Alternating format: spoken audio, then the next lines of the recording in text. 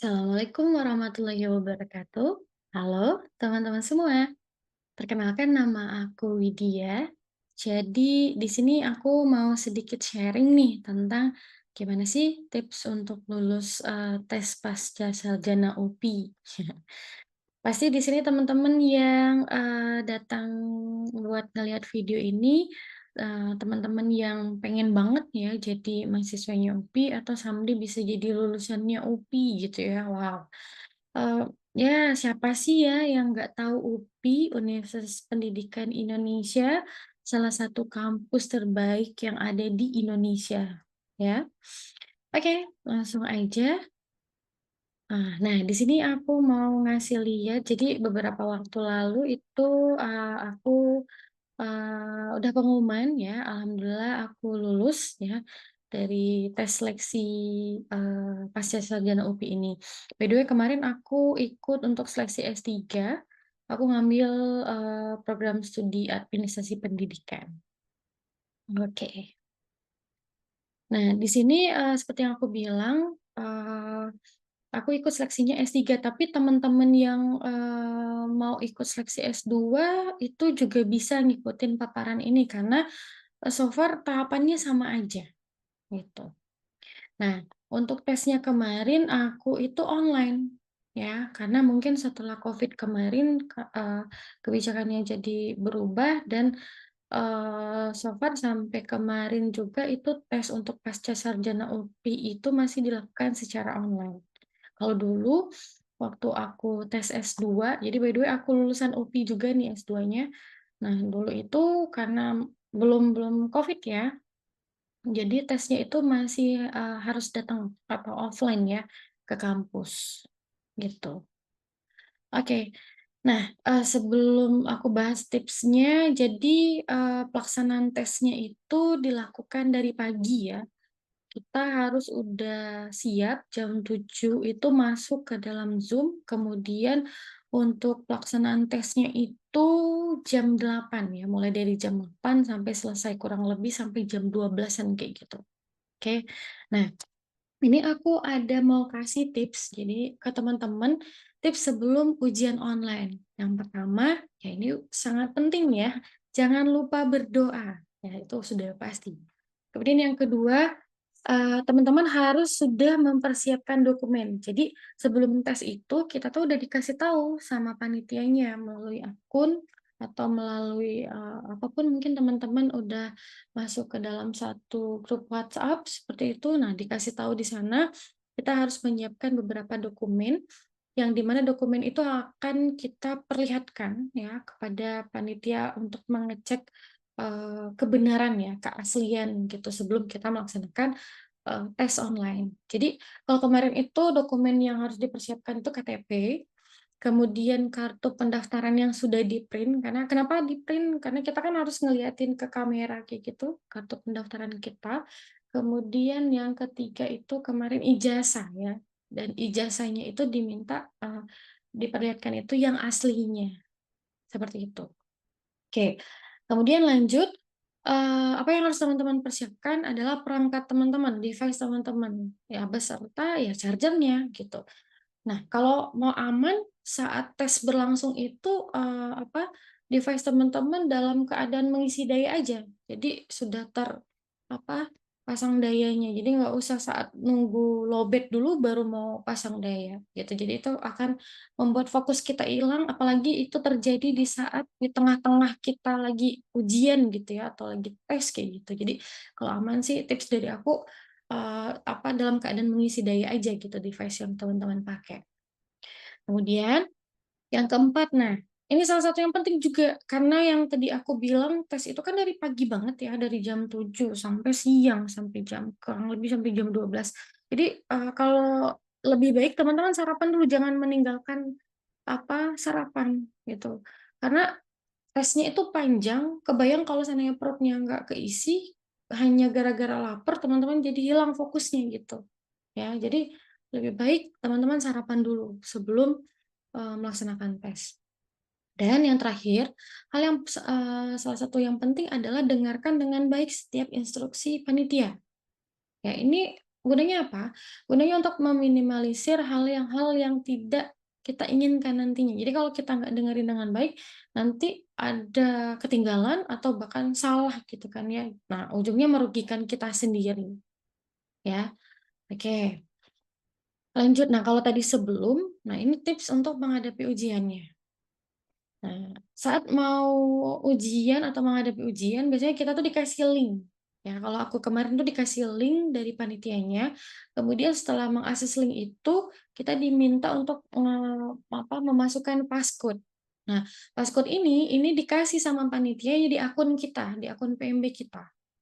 Ya, untuk bisa kita masukkan ke dalam link tes online-nya, gitu. Kemudian yang kedua, tipsnya itu teman-teman ikuti petunjuk pengisian. Jadi biasanya sebelum masuk ke soal itu ada petunjuknya dulu.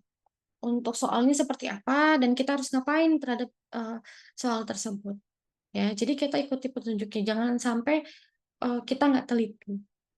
Dan yang ketiga, teman-teman harus bisa mengelola waktu dengan baik selama tes berlangsung. Karena kan, apa, waktu yang diberikan juga nggak banyak banget gitu ya. Jadi gimana caranya kita bisa mengelola waktu kita, sehingga kita bisa mengerjakan setiap soal dengan baik. Oke, lanjut. Nah, ini mungkin yang teman-teman tunggu ya. Tahapan tes di UPI itu ada apa aja sih? Di sini ada 2 sesi. Sesi pertama itu tes bahasa Inggris, kemudian sesi kedua itu ada tes potensi akademik atau TPA. Nah, makanya tes, ini dilakukan, dalam 1 hari, mulai dari pagi hingga siang hari, dibagi menjadi 2 sesi. Oke, nah di sini kita akan, jelaskan, per sesi ya, eee, ke teman-teman. Oke, nah di sesi pertama ini ada tes bahasa Inggris. Jadi, di tes bahasa Inggris ini kita diberikan waktu pengerjaan itu selama 90 menit. Terus jumlah soalnya itu ada 60 ya. Jadi teman-teman harus bisa manfaatin waktu, selama 90 menit ini untuk benar-benar bisa mengisi, soal sebanyak 60, soal ini ya. Kemudian soal tes bahasa Inggris ini terdiri dari, reading aja. Jadi kalau teman-teman apalagi yang udah pernah tes TOEFL ya, jadi, bentuk tes bahasa Inggrisnya ini hanya reading aja. Nah, karena reading, nah di poin ketiga ini jadi teman-teman harus bisa manfaatin waktu, karena reading itu kan soalnya panjang banget ya, teman-teman. Jadi, untuk menjawab soal itu kita harus benar-benar fokus kepada setiap soal yang ada. Soalnya panjang, jadi gimana caranya kita bisa manfaatin waktu sebaik mungkin, oke? Nah, oke, nah ini aku kasih sedikit, contoh soal ya. Jadi, agak agak inget aku ada beberapa soal yang aku inget gitu ya. Nah, salah satunya ini, ya, teman-teman bisa baca di sini. Jadi di soal reading di tes bahasa Inggris ini ya, kurang lebih apalagi teman-teman yang sudah terbiasa tes bahasa Inggris itu ada mempertanyakan, dalam satu paragraf itu main topiknya apa, terus nanti, ada soal tentang paragraf ini mendiskusikan tentang apa, kemudian, ada kita memilih kalimat yang benar, yang, kemudian yang tidak benar, true sama not true-nya, kemudian yang ini ya, contoh yang ada di layar ini yang closed in meaning to. Jadi, kata ini arti yang paling dekatnya apa gitu ya. Nah, ini mungkin teman-teman, bisa gunakan ya sebagai referensi gitu. Dan, ya ini kurang lebih aku ingetnya ya segini gitu. Pokoknya nggak jauh dari apa yang aku sebutin tadi gitu. Arti terdekatnya apa, seperti yang ada di layar ini, kemudian kayak main topik dari, paragraf itu apa, kemudian paragraf itu diskusi tentang apa, terus nanti kita harus milih kalimat yang benar sama yang, tidak benarnya, kayak gitu. ya. Nah, ini contoh soal tentang apa namanya, tes bahasa Inggris ya, untuk tes Pascasarjana UPI. Nah, ini aku bisa kasih sedikit tips untuk teman-teman dalam pengerjaan tes bahasa Inggrisnya. Nah, karena tadi aku udah bilang, tesnya itu semuanya reading, jadi mau nggak mau teman-teman itu banyak berlatih. Ya, banyak berlatih soal-soal reading. Karena soal reading itu kan kita harus punya triknya ya, untuk membaca cepat, seperti itu ya teman-teman. Banyak-banyak berlatih aja, gitu. Kemudian, teman-teman bisa ngisi soal yang dianggap mudah dulu. Jadi di apa, di aplikasinya itu kita bisa masih milih nomor-nomornya kok. Jadi kalau diloncat juga kita bisa balik lagi ke nomor itu, gitu. Ya, itu pengalamanku kemarin di aplikasinya. Jadi daripada teman-teman berlama-lama di satu soal, mending kalau menurut teman-teman itu sulit dilewatin aja dulu gitu. Isi aja dulu soal yang mudah gitu ya. Kemudian tips yang ketiga, jangan stuck pada soal yang susah. Jadi kalau udah tahu itu kayaknya susah banget gitu ya, jangan ngabisin waktu terlalu lama di soal itu gitu. Ya langsung loncat aja dulu ke soal berikutnya, siapa tahu kan agak refresh gitu, kita, ketemu soal yang baru. Kemudian tips yang terakhir, nah usahakan tidak ada soal yang tidak terjawab, karena, nggak ada sistem minus pengalamanku kemarin. Jadi sayang banget kan, siapa tahu nih, kalaupun, kita nggak tahu-tahu banget gitu ngisinya, ya isi aja, siapa tahu bener.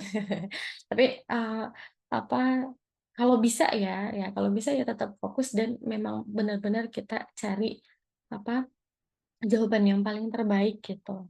Ya, intinya teman-teman banyak-banyak berlatih aja soal-soal reading, ya, gitu. Oke, itu tips dari aku, terkait dengan sesi pertama, yaitu tes bahasa Inggrisnya. Oke, kita lanjut ya.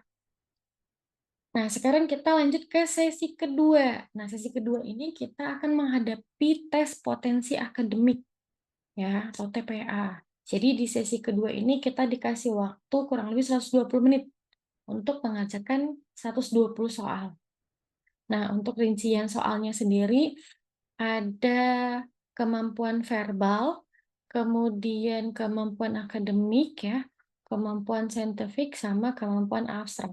Jadi verbal itu kayak sinonim, antonim, kalau akademik itu yang penalaran, kalau saintifik itu yang kemampuan menghitung kita, kalau yang terakhir itu abstrak itu ya pola gambar. Nanti setelah ini aku kasih sedikit contoh ya yang aku ingat gitu tentang tes potensi akademiknya. Nah, ini kita masuk ke contoh soalnya ya. Jadi kemarin tuh aku ya sedikit ingat gitu ya. Untuk sinonim sendiri nih, ada soal yang muncul kompendium itu sinonimnya apa gitu ya. Nah, ini kalau kayak sinonim antonim ya kayaknya teman-teman udah paham ya, persamaan sama apa sinonim dan antonim, persamaan sama tidak persamaan kata gitu kan ya, gitu. Kemudian di sini ada acak kata. Nah, mungkin ada beberapa teman di sini yang baru ngelihat ya, soal seperti ini. Nah, sebelum kita masuk ke setiap bagian soal, itu tuh ada petunjuknya dulu teman-teman. Ada petunjuknya, kita tuh harus ngapain terhadap soal ini. Nah, contoh nih kayak acak kata gini nih, jual ya dalam kurung ada kata lama, kemudian sama. Nah, jual sama sama. Jadi di kata pertama itu kan jual. Nah, diambilnya itu AL-nya, tapi kebalikannya. Jadi la kan? Ya kan? AL kita balik jadi la. Nah, kemudian kata kedua tuh sama. Nah, kita ambil kata terakhirnya, tapi nggak usah dibalik. Makanya di dalam kurung ini kata acak katanya jadi lama. Ya mungkin kalau teman-teman yang baru pertama kali ngeliat soal kayak gini ya. Tapi kemarin ini muncul loh. Ya, ini dan aku ingat banget soalnya kayak gini. Kemudian, nah yang kita isi di sini nih, cair sama kabut. Kira-kira di tengahnya apa nih? Nah, kalau ngikutin pola yang jual sama-sama jadi lama, berarti di sini jadi apa? Cair, kan IR, berarti kita balik aja jadi ri, ya kan? Kemudian kabut kita ngambil kata belakangnya, berarti kan ribut, berarti jawabannya ini A, ribut. Itu untuk acakata. Jadi teman-teman mungkin bisa berlatih ya soal-soal tentang acakata juga bisa dicari referensi lain ya. Yang aku titik-titikin ini aku lupa katanya apa gitu ya. Oke. Nah, kemudian masih di TPA ini soal berhitungnya ya. Jadi contoh kayak gini, nanti ada jika X ada persamaannya kayak gitu, kemudian dan Y persamaan juga. Nah, yang ditanya nanti X-nya itu apa sama dengan Y, apa X-nya itu kurang dari Y, lebih besar dari X lebih besar dari Y, gitu dan seterusnya. Ya, jadi pola-polanya ini lumayan banyak nih yang muncul persamaan X sama Y. Ada mungkin sekitar 4-5 soal ya. Jadi teman-teman silakan belajar persamaan X dan Y seperti itu. Nah, contoh lain soal yang lain seperti ini, 15% dari nilai X itu sama dengan 4,5. Kemudian pertanyaannya, 45% dari nilai X itu berapa? Gitu. Nah, ini muncul ya. Oke, kita lanjut. Nah, di TPA tadi ada soal tentang pola gambar kan ya, abstrak. Nah, ini yang aku inget ya, yang aku inget tuh kurang lebih kayak gini. Jadi contoh yang pertama ini pola gambar yang di mana jawabannya contoh kalau kita potongan-potongan ini kita bangun gitu ya, nanti membentuk apa? Nanti ada pilihannya. Nanti bentuk si itemnya ada di posisi mana kira-kira ya. Mungkin kayaknya imajinasi kita juga perlu bermain ya. Posisi hitam sama putihnya ada di mana gitu kalau kita apa apa namanya direkatkan seperti itu. Nah, sedangkan kalau yang sebelah kanannya ini kayak nyambung pola gitu loh. Jadi di sebelah kiri yang atas tuh kan polanya kayak gini, kemudian di sebelah kanan dia nambah pola di atasnya. Kemudian kalau yang di bawahnya, nah pertanyaannya kira-kira yang bawah ini polanya seperti apa? Ya kan kalau ngikutin yang seperti atas kayaknya gampang aja kan, tinggal ngegambar aja tuh sama kayak yang bawah, cerminannya di atas, kayak gitu. Nah, ini mungkin bisa jadi, referensi teman-teman ya, eee, pengalaman saya tes kemarin gitu, berikut contoh-contoh soal yang sedikit saya ingat gitu, yang bisa teman-teman jadikan referensi dan bisa, cari referensi lain, ya. Nah, harapannya ya semoga teman-teman yang punya mimpi, untuk bisa lolos dan juga masuk menjadi mahasiswa UPI dipermudah, dilancarkan, dan pada akhirnya teman-teman bisa menjadi bagian atau jadi mahasiswa UPI, amin. Oke, ya mungkin itu aja, sedikit sharing dari aku tentang gimana sih, eee, tipsnya untuk lolos tes pasca sarjana UPI. Oke, kalau gitu sampai ketemu lagi di video berikutnya. Wassalamualaikum warahmatullahi wabarakatuh.